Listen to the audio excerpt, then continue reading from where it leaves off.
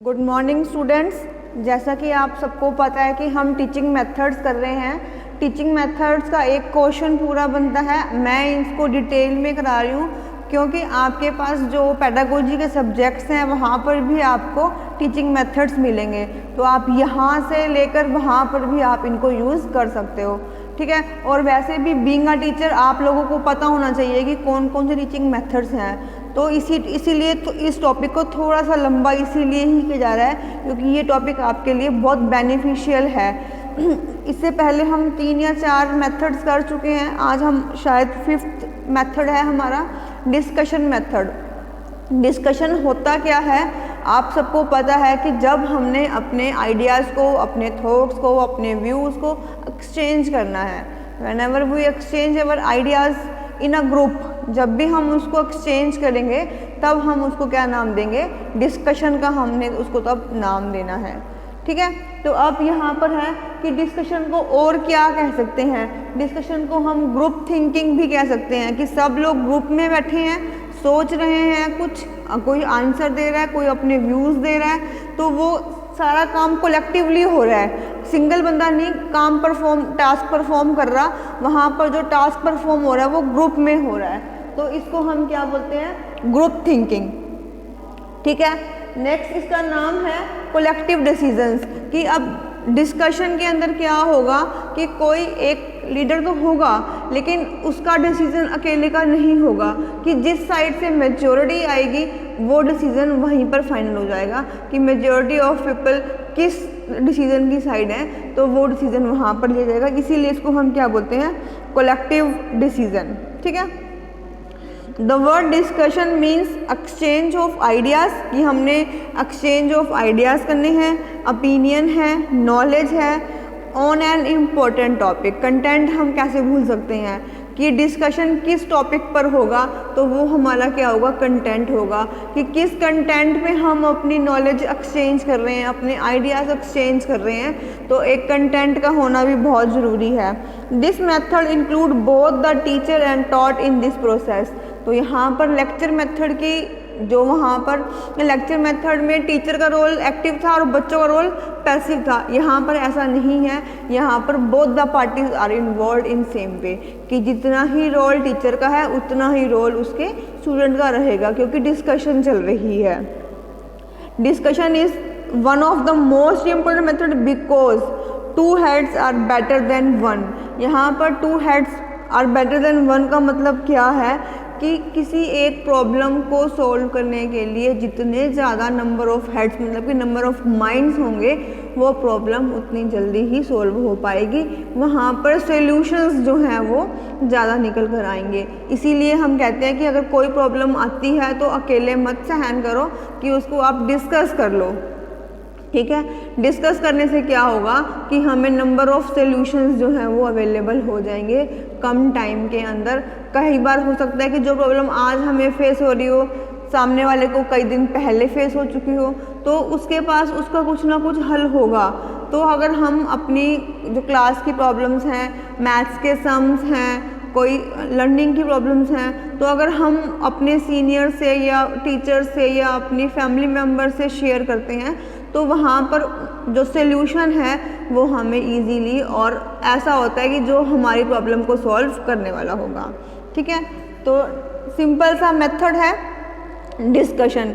Discussion has been described as a thoughtful consideration. अब यहाँ पर क्या है, यहाँ पर क्या होने वाला है, thoughtful consideration of relationship involve in a topic और इशू। एक टॉपिक और एक इशू के ऊपर हमने थॉटफुल कंसिडरेशन करनी है। वहाँ पे हम मंथन करेंगे, विचार करेंगे कि एक प्रॉब्लम हमारे सामने अराइज आ रही, जैसे कि अब हम ये कर सकते हैं कि how to improve the hand writing, तो बच्चे अपने अपने ऑप्शंस दे सकते हैं।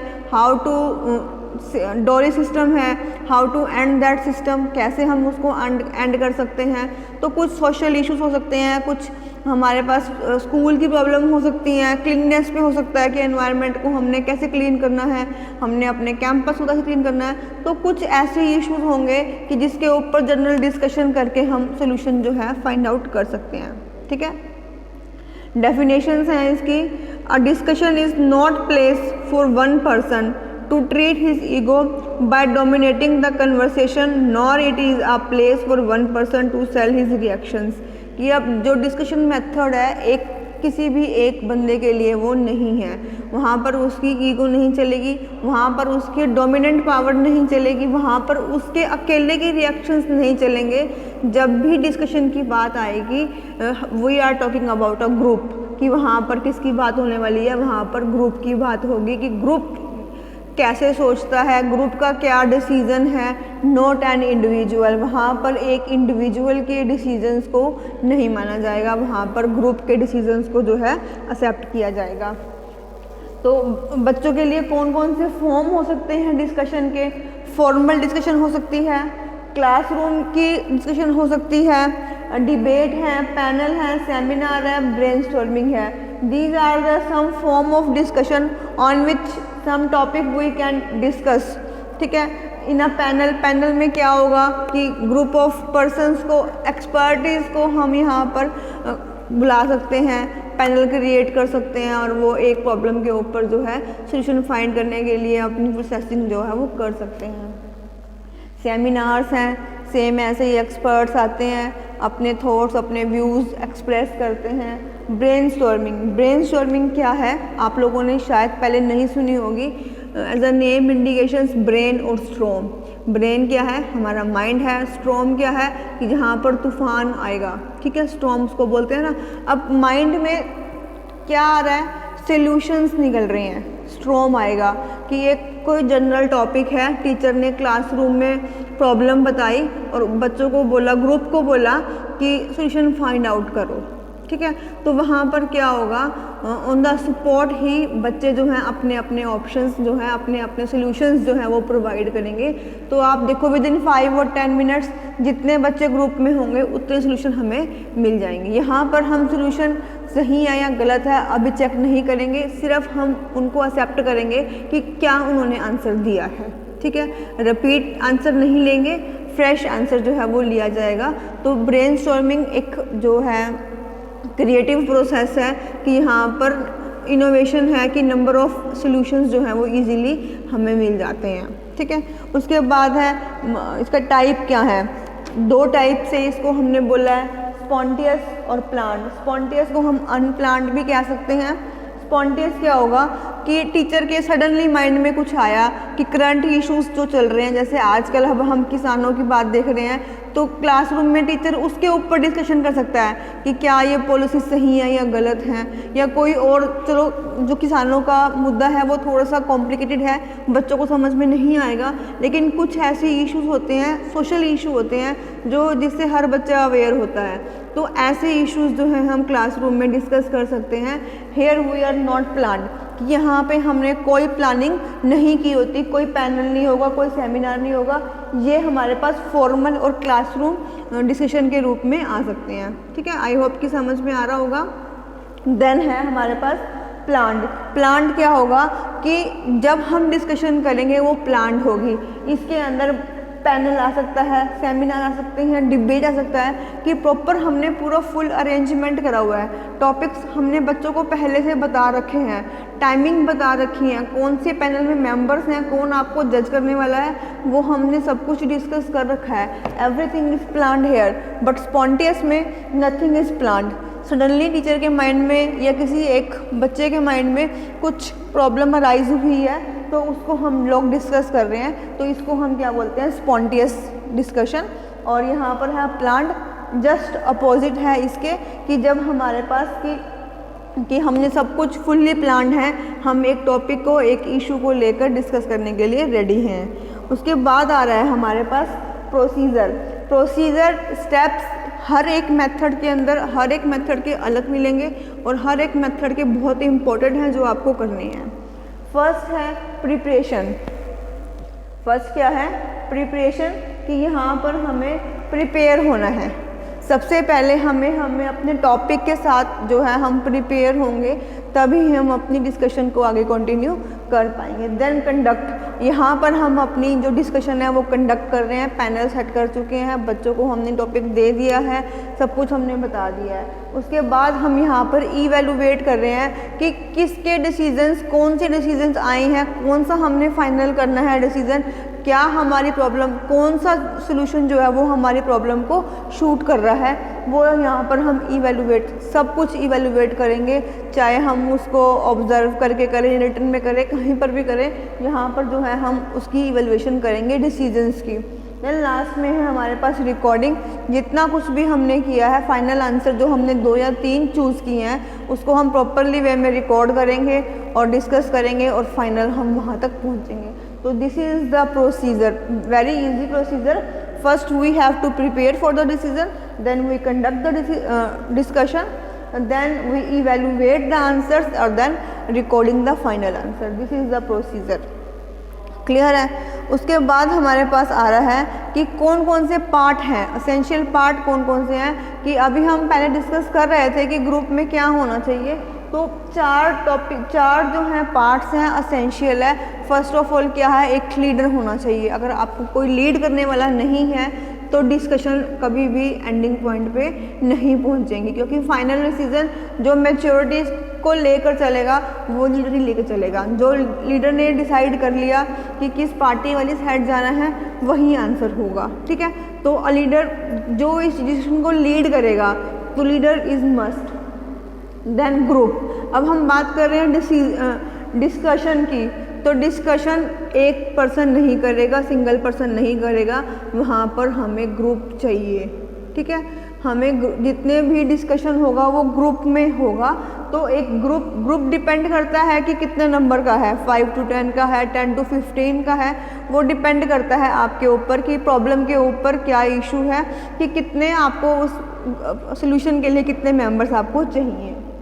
देन प्रॉब्लम सबसे ज़्यादा ज़रूरी है कि किस चीज़ के ऊपर आप इशू करोगे, किस चीज़ के ऊपर आप डिस्कशन करोगे, तो प्रॉब्लम जो है वो बहुत ज़रूरी है। देन कंटेंट, प्रॉब्लम से लिंक्ड अप कि आपको सोल्यूशन है, नॉलेज है, क्या है, कंटेंट आपको भी बहुत ज़रूरी चाहिए। तो these are the 4 part which we need for a discussion. First leader, then group, then problem और देन कंटेंट। होप कि यहाँ तक ये आपको क्लियर हो गया होगा कि कौन से इसके फॉर्म हैं, क्या इसका प्रोसीजर है, क्या इसके टाइप हैं, ठीक है। आगे हम करते हैं इसके एडवांटेजेस। डिस्कशन का मेन पॉइंट क्या है कि क्लैरिफाइंग द मेन इश्यूज़, कि जितनी भी इश्यूज़ हैं वो जल्दी से क्लियर हो जाता है, क्योंकि बच्चा जो है बहुत एक्टिवली इसके अंदर रोल प्ले करता है, पैसिव नहीं होता, तो एक्टिवली वो इसको प्ले कर रहा है। देन है कोऑपरेशन, कोई भी ग्रुप का टास्क है, कोई भी ग्रुप की एक्टिविटी है वो विदाउट कोऑपरेशन डन नहीं हो सकती। अगर ग्रुप के अंदर कोऑपरेशन की पावर है, उसके अंदर वो फीलिंग है, तभी वो हमारा इशू है वो सॉल्व हो पाएगा, तभी वो ग्रुप जो है हमारा वो सक्सेस हो पाएगा। देन कम्युनिकेशन जो है, टाइमिंग कम्युनिकेशन की वो हमें चेक करनी है कि टाइमिंग पे गैप नहीं आना चाहिए, ठीक है। तो यहाँ जब हम डिस्कशन करते हैं अगर वो प्लान्ड है तो वहाँ पे टाइम गैप नहीं हमें मिलेगा, वो सही रहेगा। देन मोटिवेशन, जब बच्चे प्लान्ड वे में अपने आप को रेडी करके आएंगे, एक पैनल का पार्ट बनेंगे, तो वो खुद से ही मोटिवेट होंगे कि हाँ आज हम इस प्रॉब्लम को सोल्यूशन देने वाले हैं, तो वो सेल्फ मोटिवेशन भी होगा। देन है सोशल स्किल्स। अब बच्चा जो है या तो अगर वो प्लान्ड है सेमिनार के रूप में है तो हो सकता है कि वो स्कूल के बाहर भी हो या क्लास अदर क्लासेस के साथ भी हो, तो वहाँ पर क्या है बच्चों को सोशल स्किल्स जो हैं वो सीखने को मिलेंगी कि कैसे आपको बैठना है, कैसे एक ग्रुप में आपको बात करनी है, कैसे अपने व्यूज़, कैसे अपनी नॉलेज आपको एक्सप्रेस करनी है सामने वाले बंदे के सामने। तो ये कुछ सोशल स्किल्स हैं वो सोसाइटी में रह कर ही मिलेंगी, आप अकेले में इन स्किल्स को डेवलप नहीं कर सकते हो। डिस्कशन मेथड जो है वो यूज़फुल रहेगा जूनियर और अपर क्लासेस के लिए। ये नहीं है कि छोटे बच्चे डिस्कस नहीं कर सकते, छोटे बच्चे भी डिस्कस कर सकते हैं। छोटे बच्चे से मतलब प्ले वे वाले बच्चों से नहीं है, 6 to 10 तक के बच्चे हैं और +1 +2 के बच्चे हैं, अपर क्लासेस के बच्चे हैं, तो दोनों ही इसके अंदर एक्टिवली पार्टिसिपेट कर सकते हैं और वो दोनों ही बहुत कुछ यहाँ से सीख सकते हैं, ठीक है। और मेक स्टूडेंट ऑर्गेनाइज्ड, कि अगर हम प्लांट की बात करते हैं तो बहुत हद तक टीचर्स की हेल्प स्टूडेंट ही करते हैं, तो उनको हर एक चीज़ ऑर्गेनाइज करनी अच्छे से आ जाती है कि आपको पेन कैसे बनाने हैं, आपको सेमिनार के लिए सेटअप कैसे लगाना है, तो डिस्कशन कैसे करनी है, आपने अपनी बारी का वेट करना है कि जब आपकी टर्न आएगी तभी आपको बोलना है। तो कुछ स्किल्स हैं, कम्युनिकेशन स्किल्स हैं, मोटिवेशन है, अपने आप को एक्सप्रेस करने की पावर्स हैं, ये सब हमें डिस्कशन में मिल जाती हैं। तो इसकी कुछ डीमेरिट्स भी हैं, जैसे कि ये हर एक टॉपिक के ऊपर शूट नहीं करता, सिर्फ जो जर्नल इश्यूज़ हैं या सोशल इश्यूज़ हैं ये वहीं पर ही एप्लीकेबल होगा, हर एक टॉपिक को ये शूट नहीं करता है। फिर डोमिनेटेड कि जो लीडर्स डोमिनेट होंगे, जिनके अंदर डोमिनेशन की पावर ज़्यादा होगी, तो वो किसी के डिसीजंस नहीं मानते। तो जो स्टूडेंट्स डोमिनेटिंग हैं वो अपने डिसीजंस को आगे रखते हैं और वो कहते हैं कि हमारा ही सही है। तो कई बार क्या हो जाता है कि कुछ झगड़ा होने की पॉसिबिलिटी हो जाती है आपस में बच्चों में, अगर लीडर वहाँ पर अच्छा नहीं है, अगर वहाँ पर टीचर अवेलेबल नहीं है। और यहाँ पर लैक ऑफ एफिशिएंट टीचर्स की भी हमारे पास लैक है कि कई बार टीचर्स भी खुद अवॉइड करते हैं कि चल छोड़ो क्या करना है भाई इतना ताम झाम करके। पर लेकिन अगर हम बच्चों के बेनिफिट की ओर देखें तो टीचर्स की जो है एफिशिएंसी हमें यहाँ पर कमी महसूस होती है कि वहाँ हमारे पास अच्छे टीचर्स अवेलेबल नहीं हैं। और जैसे कि अभी हमने बात की है कि हर मेथड पे सूटेबल नहीं है, वैसे ही हर सिचुएशन पे भी ये सूट नहीं करता। कुछ एक सिचुएशंस हैं जहाँ पर हम सोशल बॉन्डिंग जो इश्यूज़ हैं हम वहाँ डिस्कस कर सकते हैं, जो स्कूल की कुछ एक प्रॉब्लम्स हैं उनके ऊपर हम डिस्कशन कर सकते हैं, लेकिन not suitable to every topic और not suitable to every learning methods. तो ये मेथड था हमारे पास जो हमने यहाँ पे अभी डिस्कस किया। होप कि आपको ये समझ में आ गया होगा। चलो मैं एक बार फिर भी रिवाइज कर देती हूँ कि डिस्कशन मेथड को हम ग्रुप थिंकिंग और क्रिएटिव डिसीजन के नाम से भी हम बुला सकते हैं। इसकी दो टाइप हैं, स्पॉन्टियस और प्लान्ड। स्पॉन्टियस को हम अनप्लान्ड भी कह सकते हैं। प्रोसीजर में क्या आएगा कि पहले हमने प्रिपरेशन करनी है, फिर कंडक्ट करना है, फिर इवैल्यूएशन करनी है और फिर हमने उसकी रिकॉर्डिंग करनी है। फॉर्म कौन कौन से होंगे? फॉर्मल है, क्लासरूम है, डिबेट है, पैनल है, सेमिनार और ब्रेनस्टॉर्मिंग है। और एसेंशियल पार्ट कौन कौन से हैं? लीडर, ग्रुप, प्रॉब्लम और कंटेंट। ये आपके सामने था डिस्कशन मेथड। ये आपकी पेडागोजी के अंदर भी आपको मिलेगा, तो आप यहाँ से उठाकर वहाँ पर भी आप उसको यूज़ कर सकते हो। सिर्फ आपको समझ में आना चाहिए कि आप कर कौन सा मेथड रहे हो, चाहे वो आपकी पेडागोजी में है, चाहे आपकी पेपर 4th B में है, दोनों में आप सेम भी लिख सकते हो।